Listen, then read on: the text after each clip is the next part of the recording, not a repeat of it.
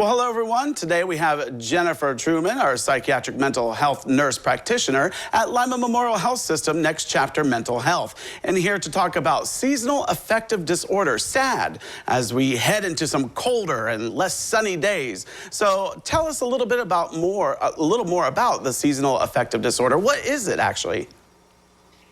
So some people may have already noticed that with the time change and the weather change, it's just a little more difficult to accomplish things throughout the day. And that normally happens from fall to spring, with January and February being the most difficult times to get through. Right. And so what are the common symptoms that have SAD? What would they be?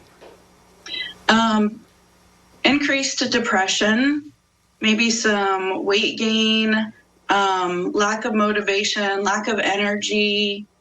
Did I say increased irritation? I think we all have those a little bit at times. Right. Yeah. Now, when should someone actually seek professional guidance when it comes to this disorder?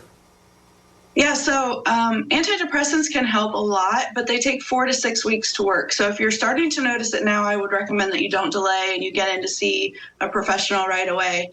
Another thing would be if maybe you're oversleeping, more than maybe 2 hours a day, sleeping longer or going to bed earlier. That could be a sign of seasonal affective disorder.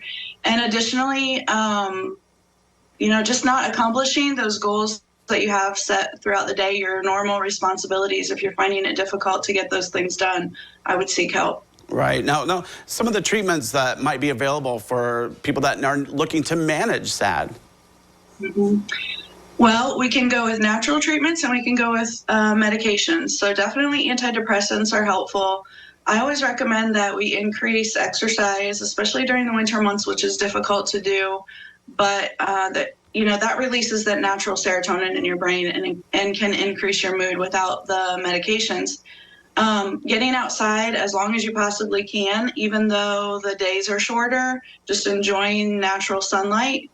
Another thing you could do is keep a gratitude journal. Make sure you're writing down things that you're grateful for during this difficult time of darkness in the season. And the highest thing I recommend, well, there are 2 more. One would be a light therapy box. You can pick those up anywhere for about $40 and just follow the manufacturer instructions. But you try to use that light box within the first hour or 2 of being awake. And what it's doing is helping reset that circadian rhythm that is messed up by the time change and the weather. And the other thing is vitamin D is really important during this time because we lack vitamin D. I just want to say everybody in Ohio in general, but I guess I shouldn't generalize like that. Vitamin D is pretty low anytime I draw the lab. The normal value is 30 to 100, and most of my patients are in the 30s, so it's really difficult to overdose on vitamin D. So check with a provider and see if that's a good idea. All right, and Jennifer, if people would like to learn more about your services or maybe even schedule an appointment, how can they get a hold of you?